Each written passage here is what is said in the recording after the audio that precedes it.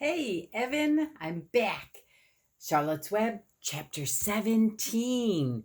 This chapter is called Uncle. Remember, they're at the fair now. Okay, let's see what's going to happen here.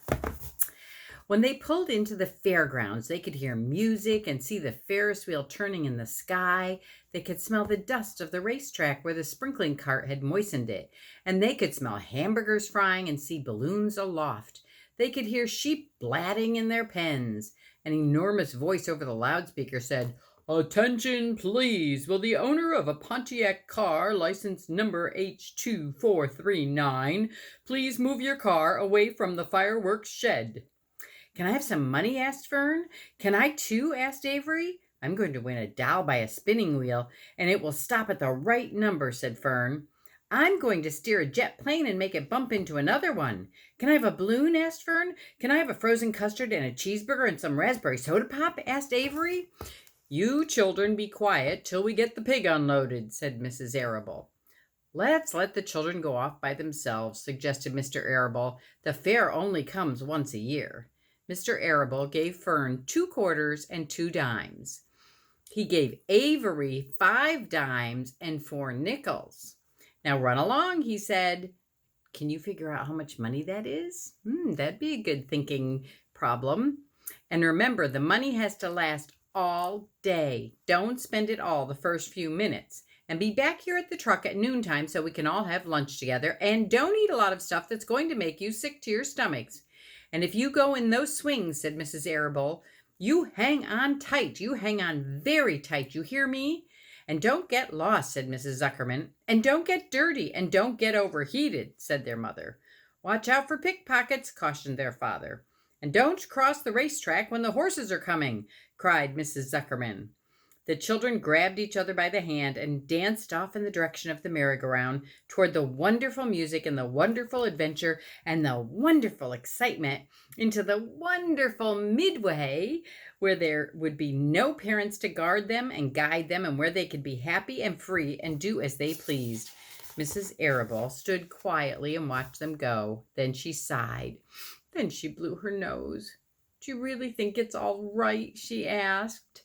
"Well, they've got to grow up sometime," said Mr. Arable, "and a fair is a good place to start, I guess." And look at this. There they are. They're going off to the fair. There's the Ferris wheel. This is the Ferris wheel, this big tall. Look, there's a flag. There's a merry-go-round. There they go, off by themselves. While Wilbur was being unloaded and taken out of his crate and into his new pig pen, crowds gathered to watch.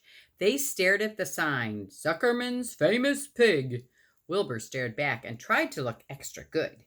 He was pleased with his new home. The pen was grassy and it was shaded from the sun by a shed roof. Charlotte, watching her chance, scrambled out of the crate and climbed a post to the underside of the roof. Nobody noticed her. Templeton, not wishing to come out in broad daylight, stayed quietly under the straw at the bottom of the crate. Mr. Zuckerman poured some skim milk into Wilbur's trough, pitched clean straw into his pen, and then he and Mrs. Zuckerman and the Arables walked away toward the cattle barn to look at purebred cows and to see the sights. Mr. Zuckerman particularly wanted to look at tractors. Mrs. Zuckerman wanted to see a deep freeze.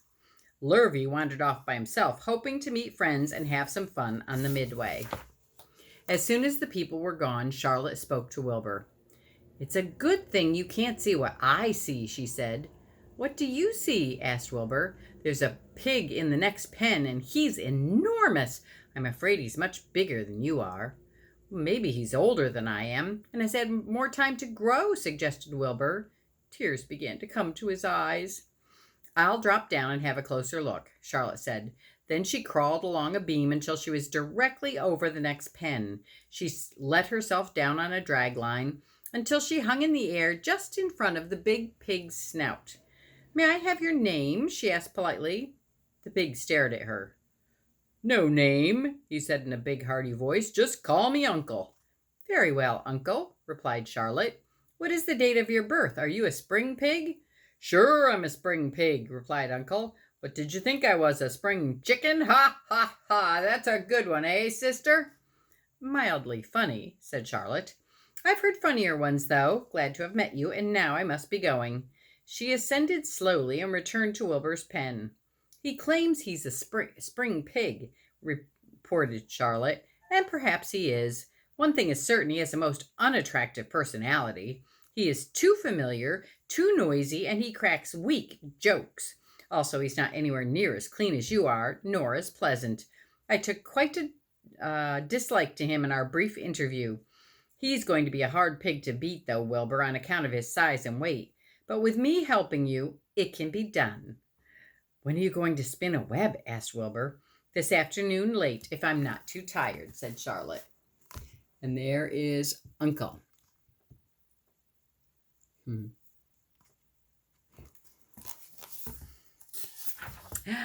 The least thing tires me these days. I don't seem to have the energy I once had. My age, I guess. Wilbur looked at his friend. She looked rather swollen, and she seemed listless. I'm awfully sorry to hear that you're feeling poorly, Charlotte, he said. Perhaps if you spin a web and catch a couple of flies, you'll feel better. Perhaps, she said wearily, but I feel like the end of a long day. Clinging upside down to the ceiling, she settled down for a nap, leaving Wilbur very much worried. All morning, people wandered past Wilbur's pen. Dozens and dozens of strangers stopped to stare at him and to admire his silky white coat, his curly tail, his kind and radiant expression. Then they would move on to the next pen where the bigger pig lay. Wilbur heard several people make favorable remarks about Uncle's great size. He couldn't help overhearing these remarks, and he couldn't help worrying. And now, with Charlotte not feeling well, he thought, oh dear. All morning, Templeton slept quietly under the straw. The day grew fiercely hot. At noon, the Zuckermans and the Arables returned to the pig pen. Then, a few minutes later, Fern and Avery showed up. Fern had a monkey doll in her arms and was eating Cracker Jacks. Avery had a balloon tied to his ear. To his ear? And was chewing a candied apple. The children were hot and dirty. Isn't it hot? Said Mrs. Zuckerman. It's terribly hot, said Mrs. Arable, fanning herself with an advertisement of a deep freeze. One by one, they climbed into the truck and opened lunch boxes. The sun beat down on everything. Nobody seemed hungry. When are the judges going to decide about Wilbur? Asked Mrs. Zuckerman. Not till tomorrow, said Mr. Zuckerman. Lurvy appeared, carrying an Indian blanket that he had won. That's just what we need, said Avery, a blanket. Of course it is, replied Lurvy, and he spread the blanket across the sideboards of the truck so that it was like a little tent. The children sat in the shade under the blanket and felt better. After lunch, they stretched out and fell asleep. And that's the end of that chapter. So what do you think's going on with Charlotte, that she's not feeling too well and she's all swollen? You remember what she said in the, I think it was the last chapter. And what do you think about Uncle, the big pig? Do you think Wilbur can beat him in the fair? I don't know. We'll find out more next time.